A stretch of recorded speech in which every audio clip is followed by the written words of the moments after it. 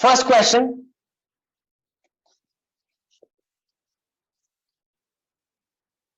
Electric field in a region is given by y I cap plus x j cap. Electric field in a region is given by y I cap plus x j cap.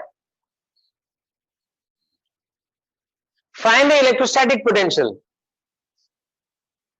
Find the electrostatic potential difference.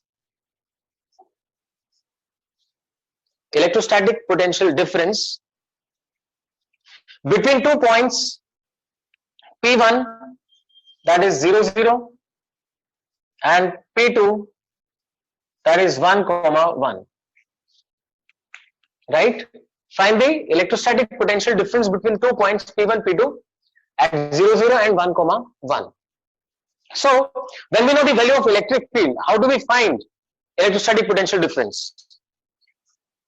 Electric field is negative of potential gradient, minus of delta V by delta R करते हैं. लेकिन my dear, that is possible only when you consider the electric field to be constant. अगर electric field constant नहीं है, तब तो directly नहीं कर सकते ना.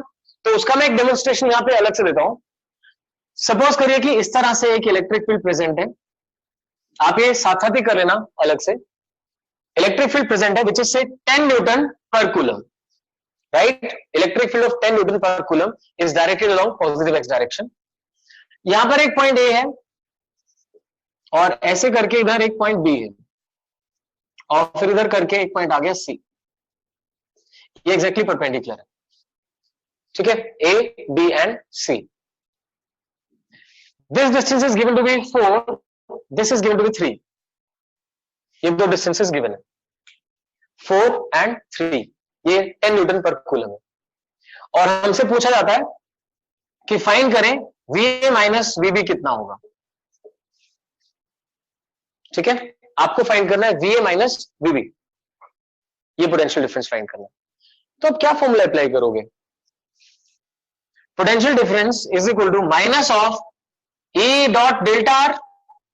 Exactly, delta V is equal to minus of E dot delta R. That's equal to minus of E into delta R into cos of theta.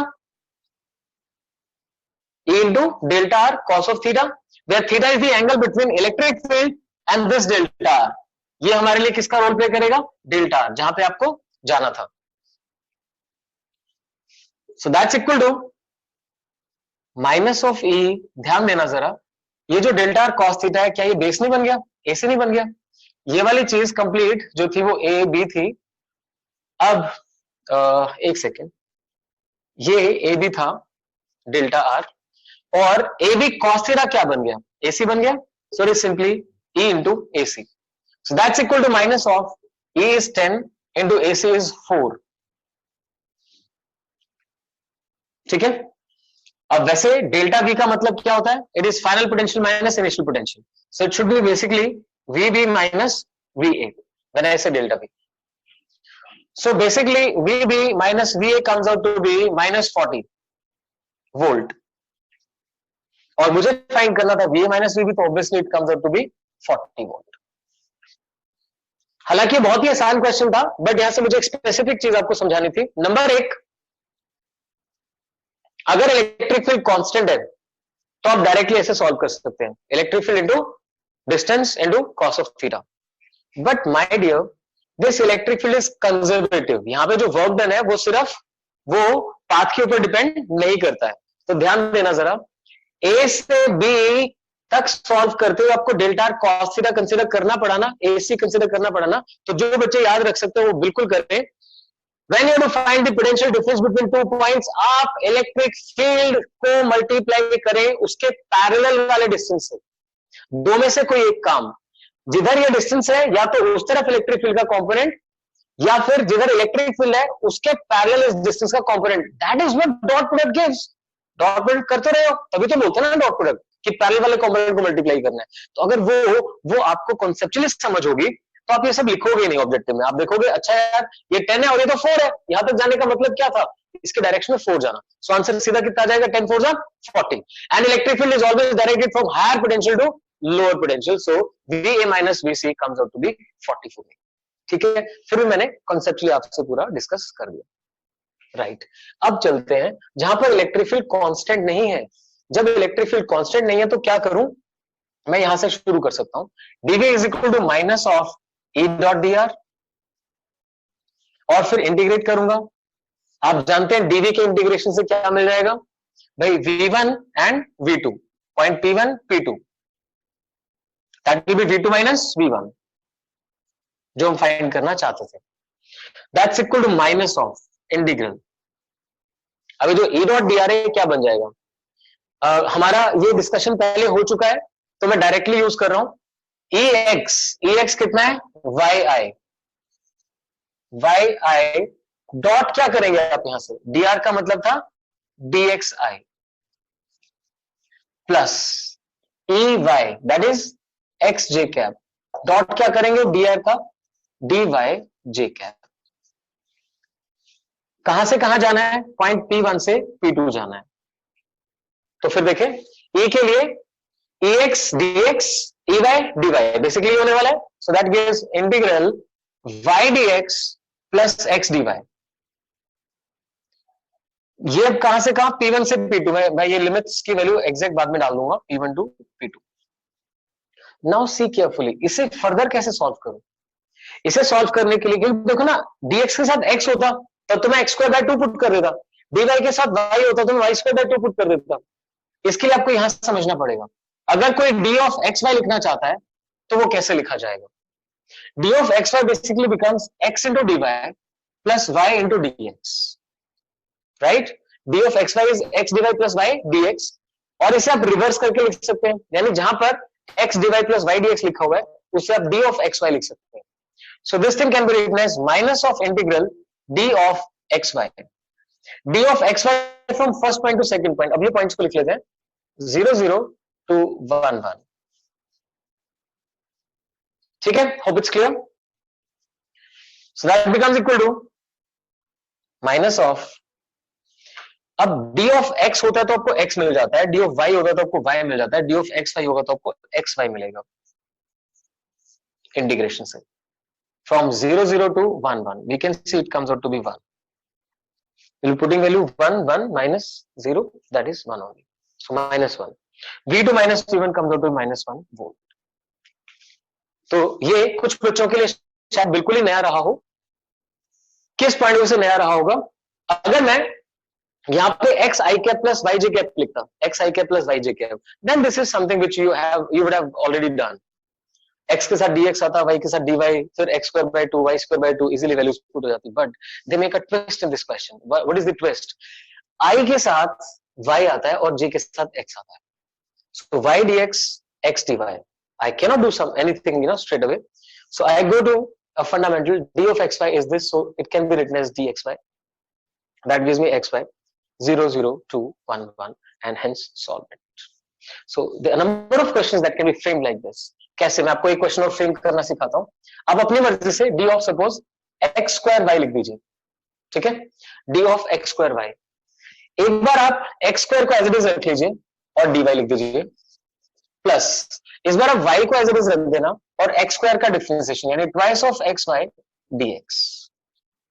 Kindly pay attention to this, मैंने क्या किया, x square kept as it is, I got dy plus this time y as it is but 2x dx from here. यानी अगर एक question ऐसा हो जिसमें electric field provide की गई हो, dy के साथ x स्क्वायर आ गया ना, that means x square in j plus dx के साथ क्या है 2xy, twice of xy I cap। So if there be a question which says a is equal to 2xy I cap plus x square j cap, आप जब यहाँ पे a dot dr करेंगे तो आपको क्या मिलेगा, आपको मिलेगा twice of xy dx यानी twice of xy dx and x square dy, that is this। इसे जब वापस लिखना होगा तो ऐसे लिखा जाएगा d of x square y, which ultimately will become x square y, और फिर आप वैल्यूज पुट करेंगे। सो ऐसे आप चाहे इन क्वेश्चंस की प्रैक्टिस कर सकते हैं। So this was one particular type which I wanted to discuss with you.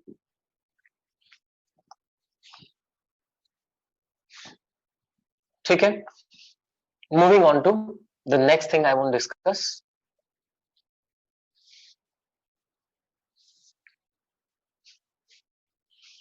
Electric dipole को लेके एक चीज और बची है, वो भी साथ साथ कवर कर लेते हैं।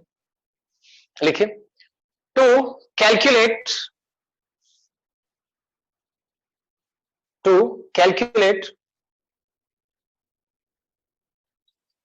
electric force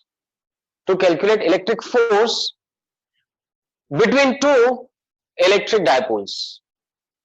To calculate electric force between two electric dipoles. तो देखिए जरा, let me consider two dipoles P1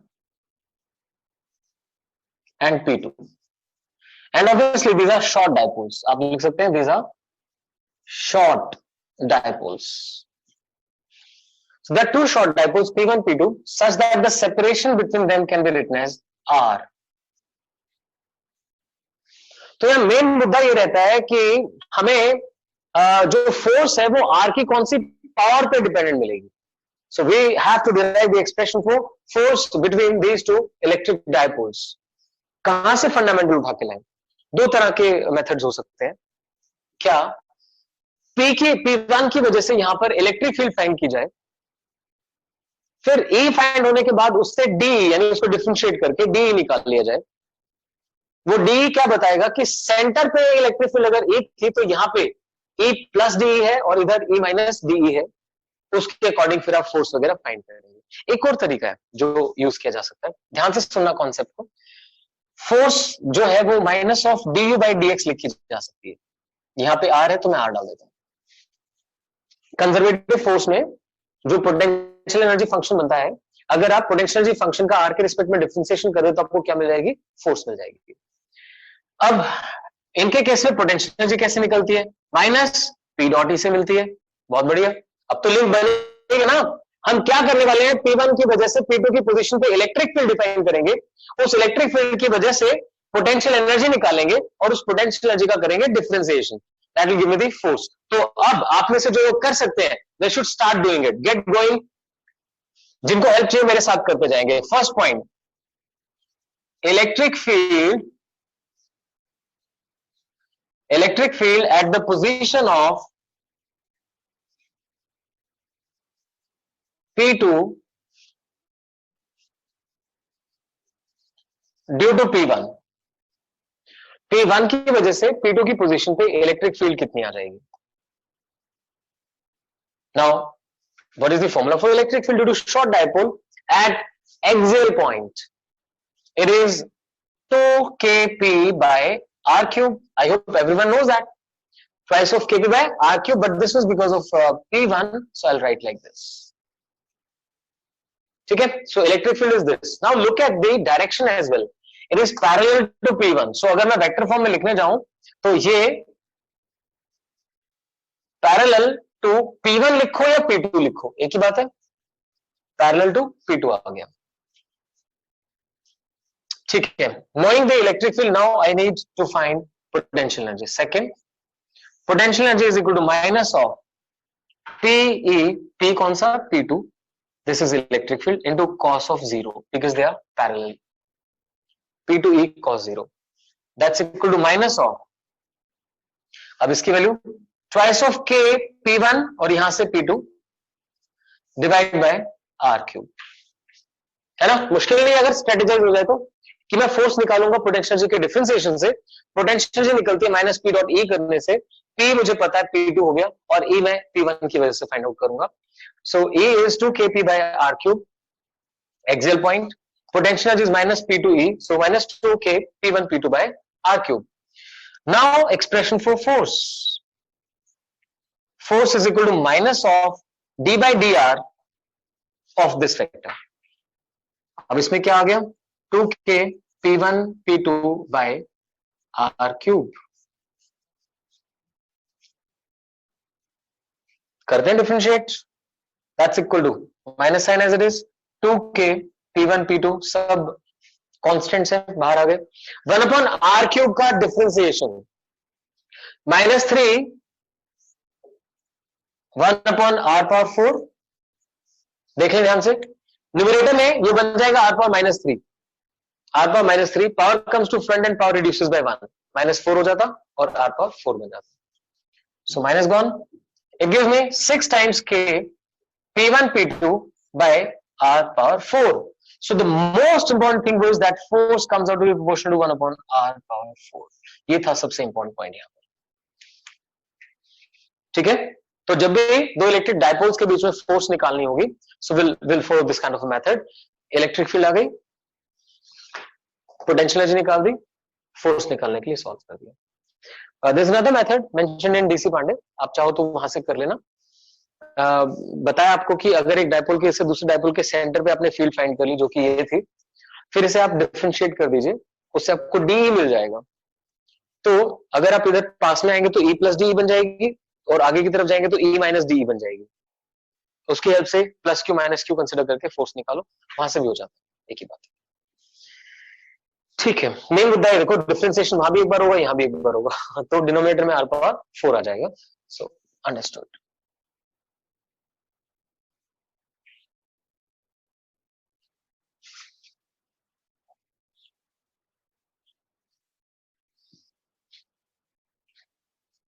ठीक है, चलो एक और थोड़ा सा डिफरेंट क्वेश्चन कर लेते हैं यहां से। I am considering two charges Q1 having mass m1 and Q2 having mass m2, ठीक है। दो चार्जेस हैं Q1 और Q2 जिनके मासेस m1 और m2 है, and they are unlike, that means Q1 Q2 is less than 0, they are unlike charges, ठीक है। चलिए अब क्वेश्चन लिखिए। Find the velocities of Q1 and Q2. Find the velocities of Q1 and Q2 when separation between them becomes half the initial, because they are unlike charges, so they are going to travel towards each other. So what's going to be the final velocity when the separation between them reduces to half or becomes half, considering that initial separation was r? तो दो unlike charges को मैंने are separation से release कर दिया, attack एक दूसरे के पास भाग रहे हैं, जब सेपरेशन हाफ रह जाएगी तो दोनों की वेलोसिटीज कितनी हो जाएंगी। तो इस क्वेश्चन में कॉन्सेप्ट्स कौन कौन से यूज होने हैं ये समझा जाए। हाँ, यहाँ पे मैं एक चीज क्लियर कर दूं, बिकॉज हम इलेक्ट्रिक फोर्सेस कंसिडर करने वाले हैं तो ग्रेविटेशनल फोर्स को नेग्लेक्ट करेंगे, because that force is much much smaller. तो आप चाहे तो स्टार मार्क करके लिख भी सकते हैं, neglect gravitational effects. You have to neglect gravitational effects. So what are the concepts that we can talk about? अगर ये क्लास में होता तो मैं जरूर आपसे हैंड रेस करवा के पूछता कि हम कौन कौन से कॉन्सेप्ट यूज करें। अभी you just try to recall. I am releasing the objects. उनके ऊपर कोई external force नहीं है. There is no external force. When the objects travel only because of internal forces, net force becomes zero on the system. So the conservation of linear momentum, because there is no net force on the system, so we apply conservation of linear momentum. First one. Second, ध्यान देना, whatever force acts on them is conservative in nature. Because there is conservative force, we can apply conservation of mechanical energy. We can apply conservation of mechanical energy. ठीक है, फिर एक बार समझ लें। When they are released, they travel towards each other. They gain some velocities. पर deal कैसे करूंगा? By applying conservation of linear momentum. And because the force involved is conservative in nature, so there cannot be any change in mechanical energy. बस ये दो चीजें। अब शुरू करते हैं। Let velocities be v1 and v2. Let the velocities become v1 and v2. तो पहला कॉन्सेप्ट मेरा क्या कहता है? m1 v1 will be equal to m2 v2. First equation. m1 v1 will be equal to m2 v2. And secondly, talking about conservation of mechanical energy. So initially they were just released. When they were just released, their velocity was zero. So kinetic energy was zero. What we can pick up, initially they had potential energy, and finally there has been some decrease in potential energy which got converted into kinetic energy. So decrease in potential energy appears as increase in kinetic energy. Decrease in potential energy appears as increase in kinetic energy. Fine. So decrease means initial minus final. Initially the separation was R, K, Q1, Q2 by R, but they are unlike charges. So I need to put a negative sign in it. Minus of K, Q1, Q2 upon R. I'll be considering कि इनमें से एक negative है जिसकी magnitude मैंने use कर ली. Initial minus final. Finally, the separation becomes R by 2 minus final. Again, I put a negative sign because one of these is negative. So, initial minus final is equal to increase in kinetic energy. Half m1 v1 square plus half m2 v2 square. Half m2 v2 square. ठीक है. Can you see you've got two equations? Equation 1, equation 2. Variables कितने हैं? सिर्फ दो, v1 और v2. तो अगर आप v1 फाइंड करना चाहते हैं तो यहां पे v2 की वैल्यू उठा के पुट कर दीजिए. मैं थोड़ा बहुत सॉल्व करवा देता हूं. देखें, ये पॉजिटिव बन जाएगा, 2 का फैक्टर ऊपर चला जाएगा. So twice of k q1 q2 upon r minus k q1 q2 upon r. That gives me k q1 q2 upon r. जहां पे अब साइन पुट नहीं करना है, हो चुका है.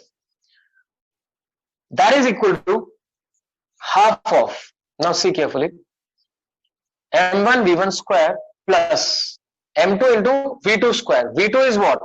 m1 v1 by m2. m1 v1 by m2.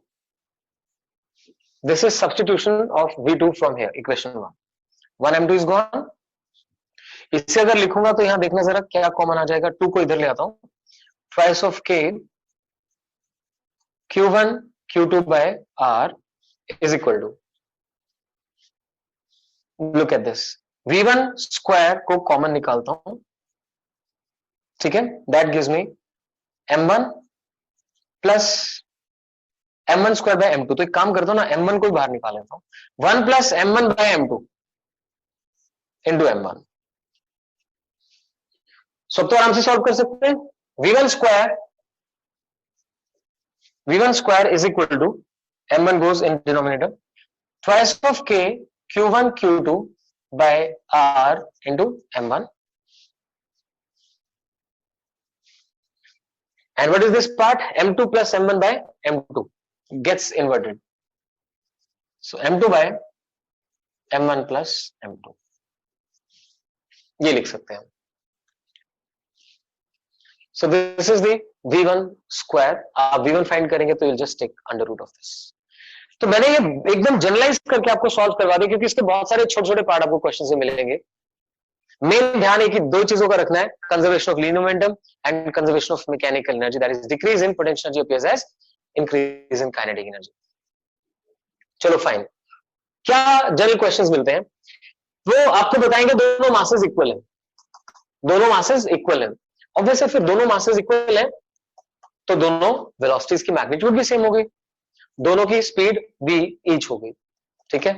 ऐसे में यहां पर सॉल्व करना इजी हो जाता है. Half m v square multiplied by 2, यानी ये टर्म सीधी एम वी स्क्वायर में कन्वर्ट हो जाती है. बस उससे क्वेश्चन और आसान है. ठीक है. आई होप आप ये समझ पाए.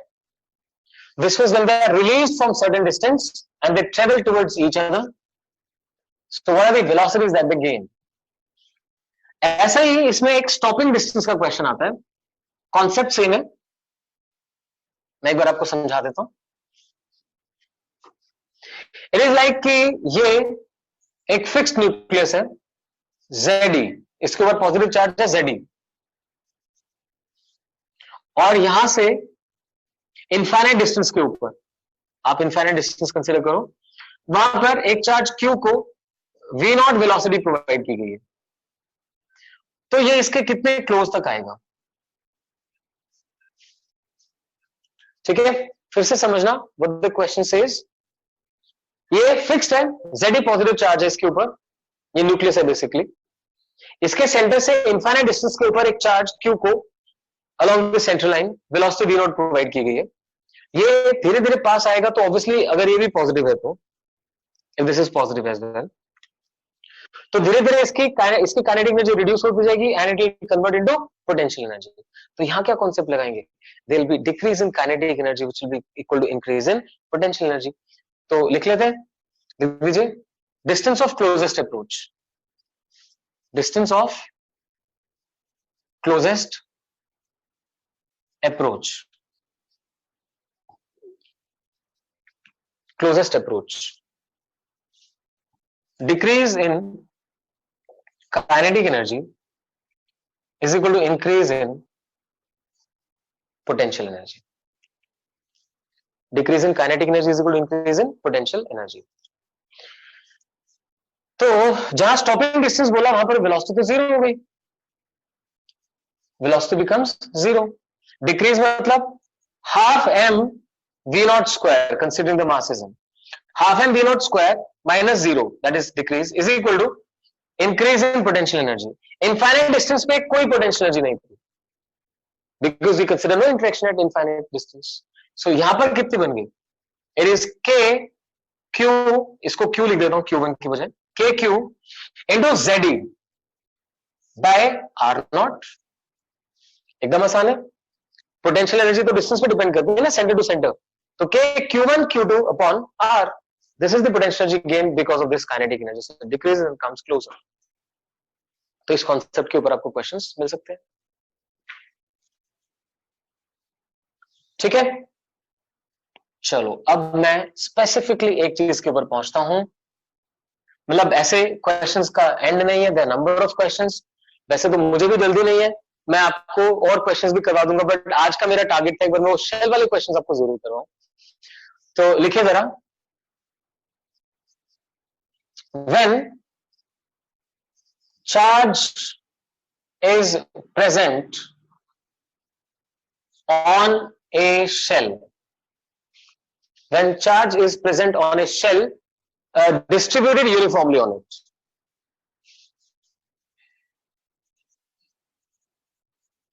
distributed uniformly on it, तो उसके सरफेस पे यूनिफॉर्म डिस्ट्रीब्यूशन किया चार्ज का, ये बन गया shell and its radius is r and there is a charge q, ठीक है। तो इससे रिलेटेड एक पॉइंट जो मेरे ख्याल से आपको आता है क्योंकि हम डिस्कस कर चुके हैं पहले भी, what is the potential close to the surface? It is k q by r, right. अगर इसके सरफेस पे पोटेंशियल पूछा जाएगा तो आपका आंसर क्या आएगा? That will be k q by r. But if I talk about any point inside, कोई भी पॉइंट इनसाइड बात करूंगा, लिख दीजिए एट एवरी पॉइंट इनसाइड। मैं ये इसलिए लिखवा रहा हूं दोबारा से क्योंकि जो इसके क्वेश्चंस गलत होते हैं वो इन कॉन्सेप्ट्स की वजह से गलत होते हैं। At every point inside v is equal to k q by r, अंदर भी हर जगह पोटेंशियल इतना ही रहने वाला है,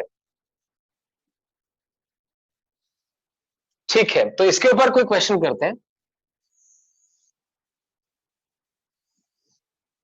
इसकी रेडियस है r, इसकी रेडियस है 2r, ये दोनों शेल हैं, क्वेश्चन की फॉर्म में आ गया अब मैं, दीज आर टू शेल्स,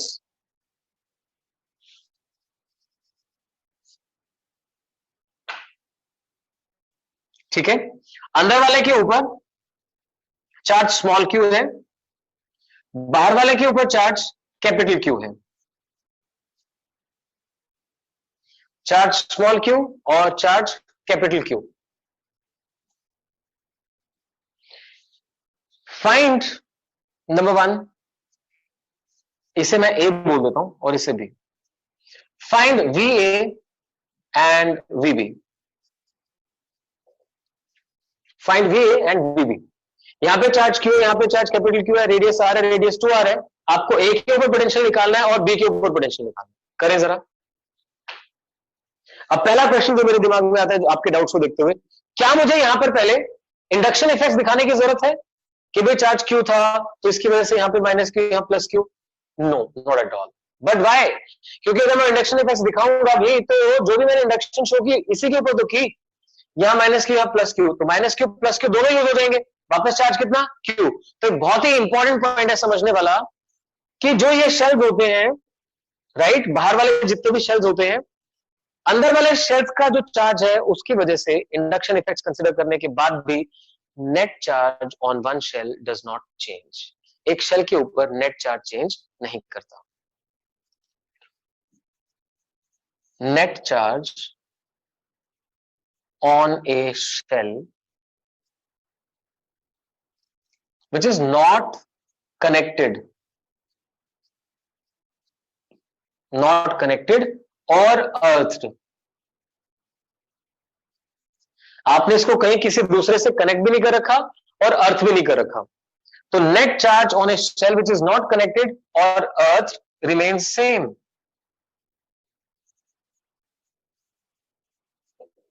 भाई चार्ज कैसे, कहां से आ जाएगा, कहां से चला जाएगा? चार्ज कंजर्वेशन भी तो कोई चीज होती है। सो ये क्यों रहने वाला है? अब ए के ऊपर जब पोटेंशियल देखूंगा तो इस वाले चार्ज की वजह से के स्मॉल क्यू बाय आर, समझ सकते हैं? इसके ऊपर चार्ज क्यू था तो सरफेस पे के क्यू बाय आर आ गया, प्लस इसके ऊपर आपको पोटेंशियल क्यू की वजह से देखना पड़ेगा ना, कैपिटल क्यू की वजह से। अभी ये कहता है कि अगर आप एक शेल के अंदर कहीं पे पोटेंशियल देख रहे हैं, शेल के अंदर, तो वो उतना ही होगा जितना इसके सरफेस पे था। So that is k capital q by 2r. It would not be k capital Q by r. No, no, no. It will be equal to what was supposed to be on its surface due to Q. That is kq by 2r. ये आ जाएगा VA। ठीक है, अब चलता हूं VB, बाहर वाले पे जब आप पोटेंशियल निकालने जाएंगे तो भाई बाहर वाले के लिए तो it will behave as if whole of the charge lies at the centre, तो मुझे अलग अलग लिखने की जरूरत नहीं है, ऐसे बिहेव करेगा जैसे Q प्लस क्यू सेंटर पे रखा हुआ है, K times Q plus Q divided by 2r। ठीक है, k q plus Q upon 2r। आप स्प्लिट करना चाहे तो मर्जी है, k q by 2r plus k capital q by 2r, उससे कोई सेंस नहीं खास बनती। डन। तो यहां पे क्या समझाया मैंने? ऊपर वाला कॉन्सेप्ट कि अगर आपको इसके अंदर कहीं पर पोटेंशियल देखना तो वो उतना ही होगा जितना इसके सरफेस पे था। अब मेरा मेन क्वेश्चन आता है, अब फाइंड करो जरा v A minus v B. Third हम फाइंड कर रहे हैं v A minus v B, कितना आने वाला है अगर ए में से बी को सब्ट्रैक्ट कर दिया जाए तो? देखते हैं, यहां पे के क्यू बाई 2r है ना, देख रहे हो, यहां पे भी के क्यू बाई 2r है, तो ये पार्ट तो कैंसिल आउट हो जाएगा, बचेगा क्या? यहां से देखो, k small q by r minus k small q by 2r। ठीक है, k small q by r and k small q by 2r, जो कि कितना आने वाला है? 1 माइनस 1 बाई 2 के क्यू बाय 2r, के क्यू बाय 2r। यहां से मैं नेक्स्ट कॉन्सेप्ट जनरेट कर रहा हूं जो डायरेक्टली ऐसे ही याद होना चाहिए। ये कॉन्सेप्ट है, जब दो शेल्स होते हैं ऐसे ही, अंदर वाला अगर पूरा भरा हुआ कंडक्टर भी है तो भी कोई फर्क नहीं पड़ता, because the charge is going to reside on the outer surface. So इसके ऊपर चार्ज स्मॉल क्यू, इसके ऊपर चार्ज कैपिटल क्यू है। हम जब इनका पोटेंशियल डिफरेंस फाइंड आउट करते हैं तो कितना आ गया? के क्यू बाय 2r आ गया। अब माय डियर, इसमें क्या कहीं पर कैपिटल क्यू का कुछ कंट्रीब्यूशन दिखाई दिया? No, not at all. मुझे इसमें कैपिटल क्यू का कोई कंट्रीब्यूशन दिखाई नहीं दे रहा। इसका मतलब ये हुआ कैपिटल क्यू पोटेंशियल फाइंड करने में तो रोल प्ले करेगा, but if there is a question based upon potential difference between inner and outer shell, उसमें कैपिटल क्यू का कोई रोल नहीं है। तो स्टार मार्क करके लिख दीजिए, लिखिए, charge on the outer shell, charge on the outer shell plays no role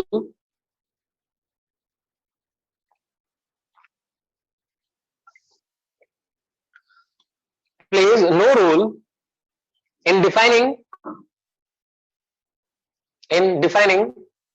potential difference. No role in defining potential difference. ठीक है, इसके ऊपर डायरेक्ट न्यूमेरिकल